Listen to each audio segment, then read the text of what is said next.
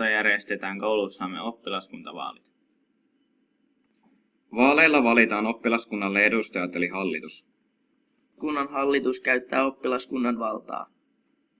Se päättää oppilaiden eli oppilaskunnan rahojen käytöstä. Tekee aloitteita ja ajaa kaikkien yhteistä asiaa. Oppilaskunnan hallitus valmistelee myös oppilastapahtumia koulussa ja delegoi tehtäviä. Hallitus saattaa myös edustaa oppilaita erilaisissa tilanteissa. Hallitus tekee myös lausunnot ja yhteenvedot, kun oppilaskunnalta lausuntoja pyydetään erilaisiin asioihin. No niin, tämä video paljastaa, kuinka oppilaskuntavaaleihin valitaan parhaat ehdokkaat kustakin luokasta. Ehdokkaita vaaleihin valitaan kustakin luokasta 2 kappaletta. Valintaprosessi etenee seuraavasti. Luokan taulu jaetaan 2. Siis ei kirjaimellisesti, vaan esimerkiksi viivalla. Oppilaille suoritetaan jako 3 tai 4 riippuen luokan koosta. Siis luku 3 tai 4. 1., 2., 3. ja ehkä 4. asettuvat luokassa istumaan niin, että heillä on kasvot toisiaan kohti. Näin keskustelu on mahdollista. Ryhmiin jaetaan 2 erivärisiä post-it-lappuja, tarpeeksi monta. Toisen värisiin lappuihin kirjoitetaan sellaisia ominaisuuksia, jotka vastaavat kysymykseen, millainen olisi hyvä luokkaamme edustaja. Toisen värisiin lappuihin kirjoitetaan sellaisia ominaisuuksia, jotka vastaavat kysymykseen, millainen luokkamme edustaja ei ainakaan saa olla. Keskusteluryhmissä alkakoot. Siis yllämainitusta aiheesta eli ehdokkaan hyvistä ja huonoista ominaisuuksista. Porinaryhmien ollessa käynnissä opettaja voi käyttää halutessaan korvatulppia.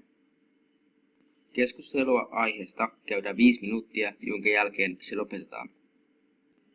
Tämän jälkeen toivottavien ominaisuuksien laput kerätään toiselle puolelle luokan taulua. Ja epätoivotut ominaisuudet toiselle puolelle taulua. Ominaisuudet luetaan läpi.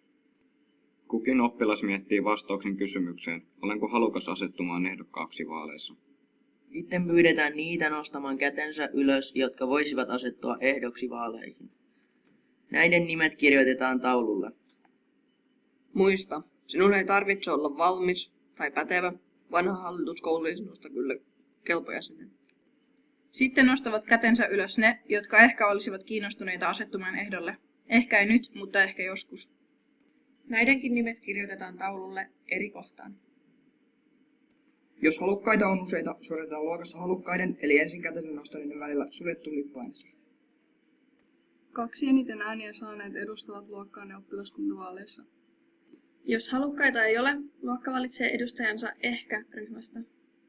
Nämä asetetaan ehdolle vaaleissa vain, jos niin haluavat hetken asiaa harkittuaan. Jos luokkaa ei saa ehdokkaita vaaleihin, tilanne on kohtalaisen kehno. Tällöin kukaan ei mahdollisesti ajaa luokkasi asiaa oppilaskunnassa. Ehdokkaiden nimet ja luokka kirjoitetaan ylös ja toimitetaan oppilaskunnan toimintaa ohjaavalle opettajalle. Tässä esimerkissä luokka 8O on valinnut ihanteellisesti ehdokkaakseen sekä tyttö- että poikaehdokkaan. Tänä vuonna myös listojen ulkopuolelta voit nousta ehdokkaaksi. Villit hevoset ilmoittautukaa.